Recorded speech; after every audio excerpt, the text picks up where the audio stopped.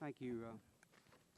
Congressman Thomas, in your testimony you spoke about the crisis being used as a cover to regulate activities that had little to do with the financial crisis. Can you tell us a little more about the regulatory, what you described as overreach of the Dodd-Frank Act and the use of the financial crisis as a pretext to regulate activities that didn't cause or had nothing to do with the crisis? Yes, thank you, Mr. Chairman. I'm pleased to say that one of the H's, Douglas Holtz-Eakin, will be on the second panel. He is a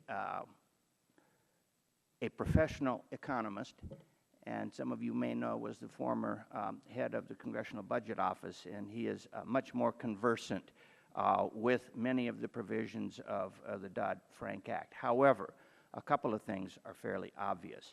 And one is the whole question that this Congress, at least a portion of the Congress, stressed during the Dodd-Frank Act that the so-called GSEs, Fannie Mae and Freddie Mac, really needed to be dealt with. And I thought it should have been an integral part of the legislation. The government bailouts, when you look for overreach, the enhanced supervision, I really disagree with the majority that there was information that was available to regulators. In hindsight, it is always easy to explain what happened, even if it's wrong. And as Samuelson, and I do urge you to read this recent article by Samuelson, because it is so easy to focus on villains and victims, and unfortunately that's the direction we tend to go politically, and that's why our conclusions looked at, we think, at more fundamental causes, and if we don't focus on those, we are going to be doomed to repeat, notwithstanding a number of regulatory measures that were put in effect, especially a portion of the derivatives legislation. Not saying that there weren't certain kinds that were clearly part of the problem, but there are many others, and we're just now discovering, as we're getting testimony recently reported in the paper, about firms that use the derivatives to truly hedge against their input costs in producing products. That is a long time honored procedure for derivatives. In fact, the historical use, and this has to be revisited to be able to allow them to use this in a way that is sound and appropriate, and was never a cause, in my opinion, in any way of the financial crisis. Those are a couple of examples. For example, eating your own cooking, the idea that you're going to hang onto your own stuff and therefore you'll be more sober. It was rather frightening for me to hear the testimony from Lehman, in which a number of the major executives, in fact the top executives, actually put into their basic portfolio the derivatives that were synthetic in a way that they, one, thought they were actually worth what they were supposed to be worth because they were AAA rated. Rating agencies obviously is another area that needs to be dealt with.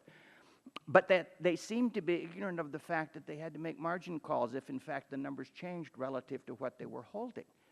That was fairly frightening to some of us who thought that these people, at least in some way, earned the amounts of money that they were receiving. But that was so fundamental as to be shocking.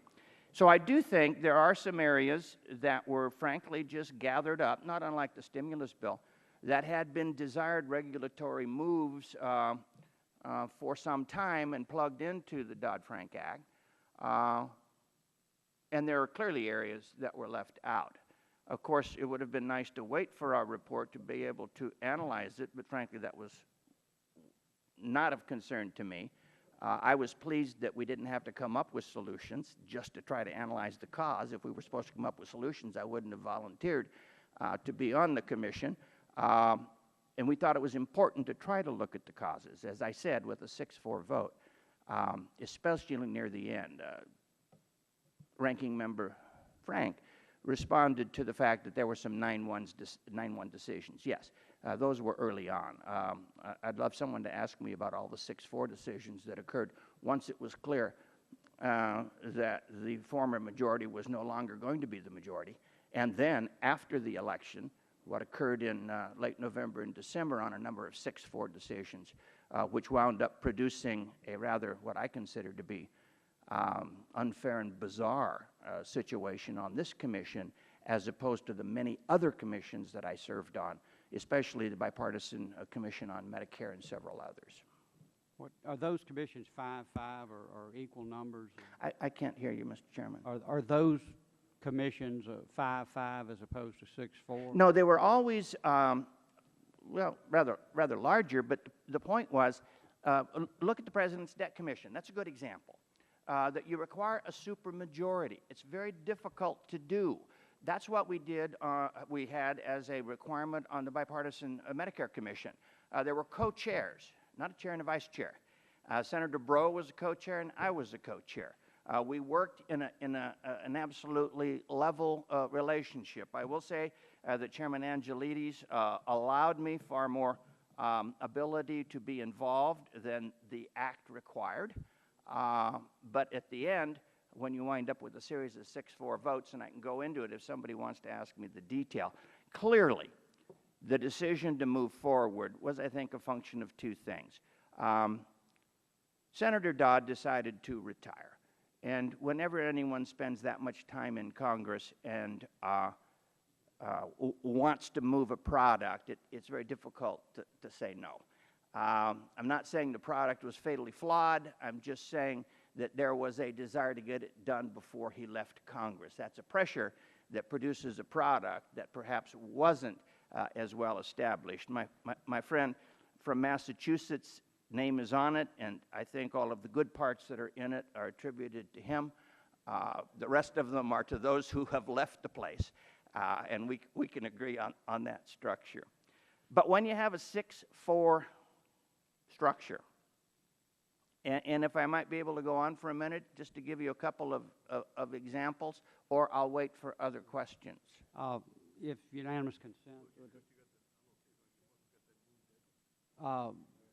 The ranking member says that's fine as long as you keep complimenting him. No, he actually didn't say that. My problem is just with the noon deadline. It's okay for me, but there are other members. Just let me say that it's not hard to do.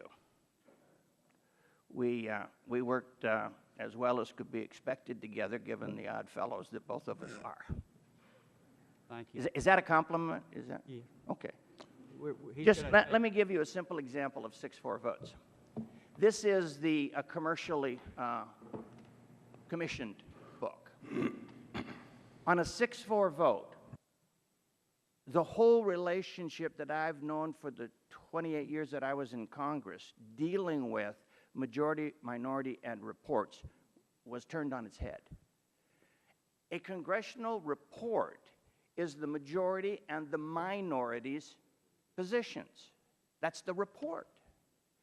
What happened here on a 6-4 vote was dissents in the report, i.e. the congressional model, was changed to dissents with the report. Dissents were not part of the report, and that's why I would say to my friend Mr. Lynch, in his description of 3 reports, no, there was one report. That was the majority. The others clearly were dissents. I put blue for the Democrats the way all the people... Mr. Chairman, this is unfair to the other members with the noon deadline. I don't mean to... And the ranking members is, we'll let someone else... 30 seconds. The blue is the commissioner's findings in the report. The red are the minority's dissents. They're separated by 400 pages. They could easily have been placed together so that you could judge the two. Those 400 pages are a political decision decided on a 6-4 vote. Thank you, Congressman. And